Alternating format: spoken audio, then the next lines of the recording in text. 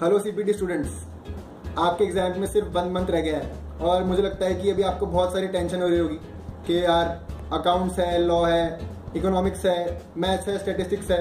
Specially maths non maths वाले students को लग रहा होगा कि यार मैथ्स और स्टैट्स में तो अब फेल होने वाले हैं ऐसा लग रहा होगा, क्योंकि 11th-12th में हमने मैथ्स पढ़ा नहीं होता है और एक फोबिया होता है कि यार क्या करूँगा मैं उसमें, मैथ्स होता क्या है। तो गाइज टेंशन लेने की जरूरत नहीं है। इस वीडियो में हम थोड़ी टिप्स एंड ट्रिक्स देखेंगे जो आपको होपफुली हेल्प करेंगी सीपीटी पास करने में, और मैं आपको मेरी स्टोरी बताऊंगा कि मेरे साथ एग्जाम में क्या हुआ था और क्या मेरे दिमाग में चला था और मैंने कैसे सीपीटी क्लियर कर लिया अपने फर्स्ट अटेम्प्ट में। So let's start.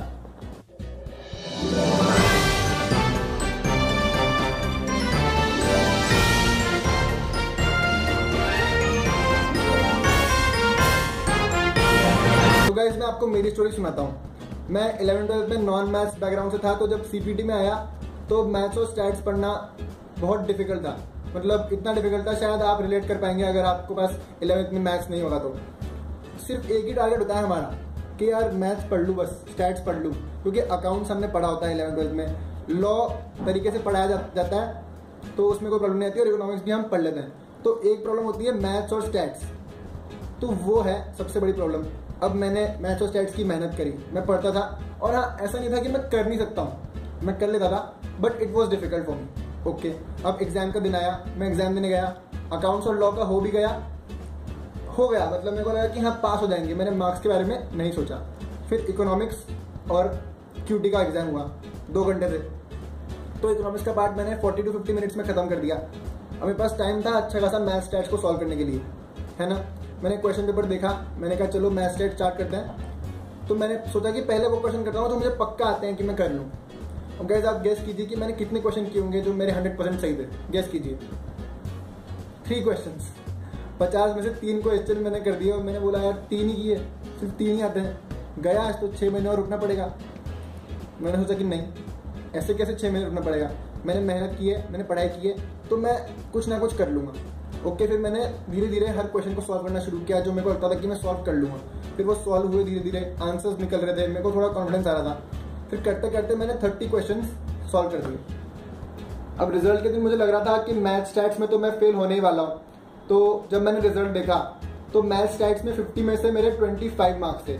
मैंने अटेम्प्ट किए थे 30 क्वेश्चन और उनमें से 4 ही क्वेश्चन गलत थे, तो 1 नंबर उसका भी डिडक्ट हुआ, तो 25 मार्क्स थे। अब पासिंग होते हैं 18। तो मैंने अटेम्प्ट किए थे 3 क्वेश्चन जो सही थे, मेरे आए 25, क्योंकि मैंने थोड़ा सा वहाँ पे प्रेजेंस ऑफ माइंड रखा। गाइस सीपीटी पास करने की सबसे बड़ी टिप और ट्रिक यही है कि वो 4 घंटे होंगे उसमें आपको अपने माइंड को कूल रखना है, अपने कंट्रोल में रखना है, और शांति से देखना है कि क्या मैं पास हो रहा हूँ या नहीं हो रहा, और उसी वक्त उसका डिसीजन लेना है कि क्या करना चाहिए क्या नहीं करना चाहिए पास होने के लिए। तो ये हो गई सबसे बड़ी टिप जो हमें ध्यान रखनी है to clear CA CPT in this attempt only.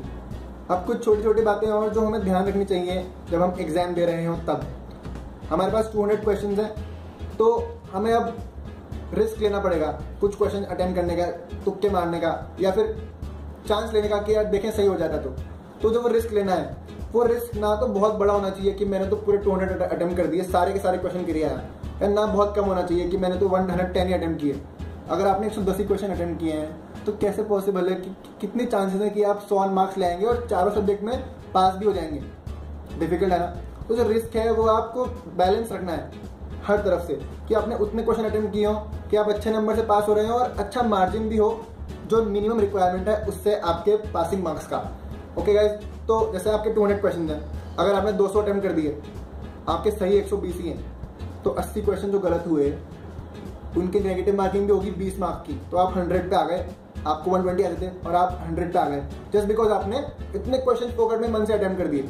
तो और जरूरी नहीं है उन 100 में से भी आपके सारे सब्जेक्ट में कंप्लीटली क्लियर हो रहे हो सारे सब्जेक्ट। तो जो रिस्क फैक्टर होता है वो यहाँ पर ध्यान रखने वाली बात है कि जितना हमने पढ़ा है उतना तो करना ही करना है सबसे पहले, फिर जो हम सॉल्व करके आंसर निकाल सकते हैं वो वाले करने हैं, और फिर एंड में जो हमको ऐसे क्वेश्चन लगते हैं कि यार इसमें थोड़ा चांस लेके देखते हैं, सिर्फ उन पे लेना है। बट ऐसा नहीं करना कि मैंने सारे कर दिए या मैंने तो 100 ही अटेम्प्ट किए, तो 100 अटेम्प्ट कर दिए तो कैसे पास हो गए, है ना।